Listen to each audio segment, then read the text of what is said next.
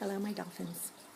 It's Mrs. Ferguson, and today we are reading Ming Moves the Mountain by someone I think you know well, Arnold LaBelle. I know you know those books. We've all read Frog and Toad and several others. This is one of my favorites. Written and illustrated by Arnold LaBelle. And I want you to read who the dedication is to. There, for Crosby and George Bonsall, who are also authors of a set of books that we have in our library. So when we go back to school, we can look at those books too. So let's get started. Yes, I'm reading from my home. There's one of my bookshelves. I have many, you can imagine. And I'll do the best I can to show you the pictures, but my camera frame is kind of small, so we'll do the best we can. I have better lighting this time, I hope. Last couple were kind of dark, sorry. Here we go. Ming moves the mountain. Ming and his wife lived in a house at the bottom of a large mountain, and they loved their house, but they did not love the mountain.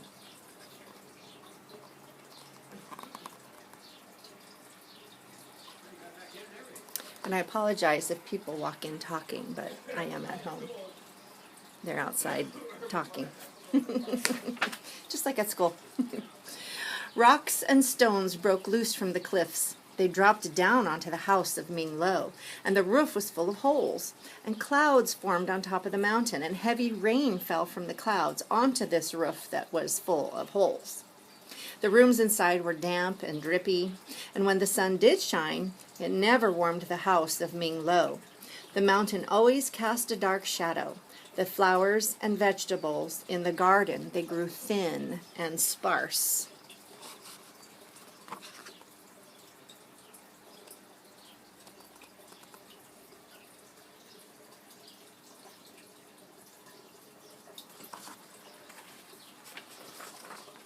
This mountain brings us nothing but unhappiness. Let's turn, there we go. Maybe that'll work. That'll work a little better. Hang on. Let's try this. There we go. This mountain brings us nothing but unhappiness, said the wife of Ming. Husband, you must move the mountain so that we may enjoy our house in peace. My dear wife, said Ming, how can one small man such as I move a large mountain such as this? Well, how should I know, said his wife. There is a wise man who lives in the village. Go ask him. Ming hurried to the village. When he found the wise man, here he is, so you can see that picture. There's the village. Here we go. When he found the wise man, he said, I want to move the mountain that is near my house. The wise man thought for a long time, and wisps of smoke curled from his pipe. Finally, he said, Go home, Ming. Cut down the tallest, thickest tree you can find, and push this tree against the side of the mountain with all your strength. This is the way that you will move the mountain. Ming ran home, and he cut down the tallest, thickest tree that he could find.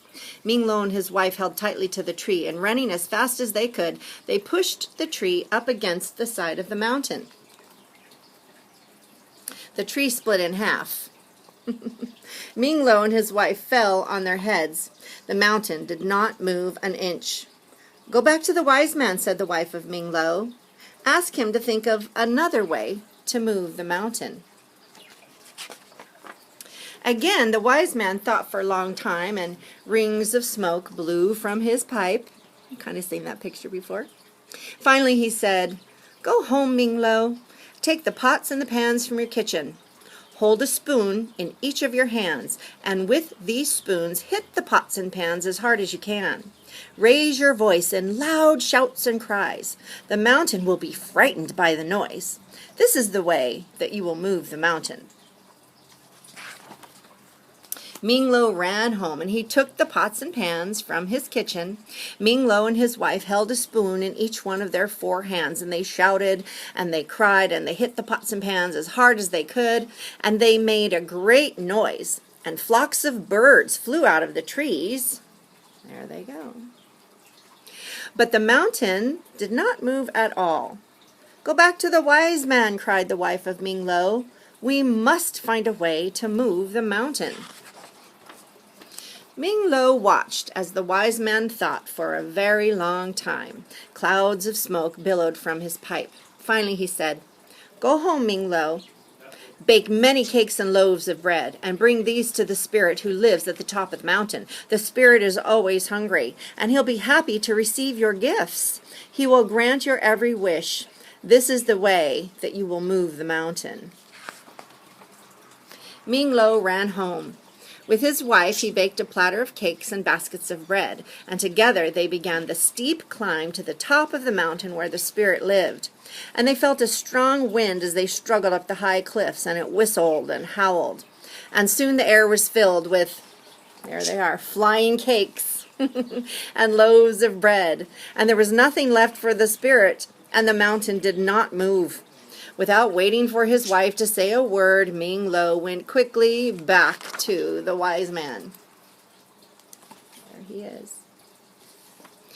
"Help me to move this mountain so that I may enjoy my house in peace," cried Ming Lo.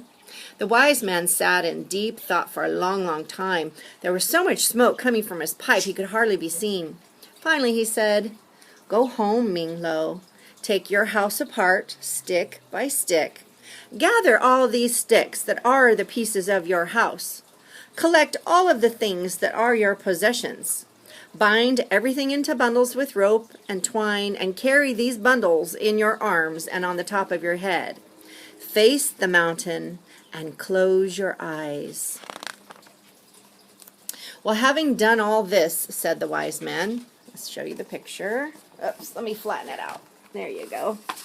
Show you the picture. This one's a big picture, so I gotta make it all one. It's not like one picture on a page. I gotta have to show you both. "Well, having done all this," said the wise man, "you will step to the dance of the moving mountain. You will put your left foot in a place that is in back of your right foot." So think about that. Put your left foot behind your right foot. "Then you will put your right foot in a place that is in back of your left foot." So now you move your right foot behind your left foot. "And you must do this again and again for many hours. When you open your eyes, you will see that the mountain has moved far away." "This is a strange dance," said Ming Lo, "but if it makes the mountain move, I will do it at once." So I want you guys to do that. Stand up, and let's start. Put your left foot behind your right foot. Put your right foot behind your left foot. And do that again and again and again. And you'll see that what you're originally standing in front of has moved. Ming Lo ran home, and he took his house apart, stick by stick, and he gathered all of the sticks and collected all of the things that were his possessions. Ming Lo and his wife bound everything into bundles with rope and twine, and they carried the bundles in their arms and on the tops of their heads. And then Ming Lo showed his wife how to do the dance of the moving mountain. They faced the mountain and closed their eyes, and carefully they began to move their feet to the steps of the dance.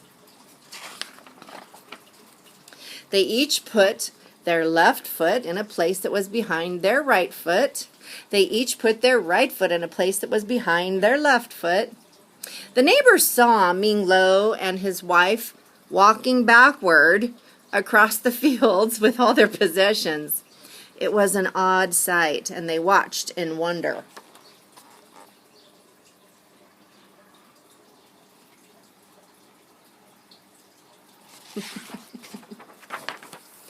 After many hours had passed, Ming Lo and his wife opened their eyes. "Look," cried Ming Lo, "our dance has done its work. The mountain has moved far away." Stick by stick, they rebuilt their house. They unpacked all of their possessions and made themselves at home. Ming Lo and his wife lived the rest of their lives under an open sky and a warm sun. And when rain fell, it came down gently on a roof that had no holes. They often looked at the mountain that was small in the distance, and there was happiness in their hearts, for they both knew that they had made the mountain move.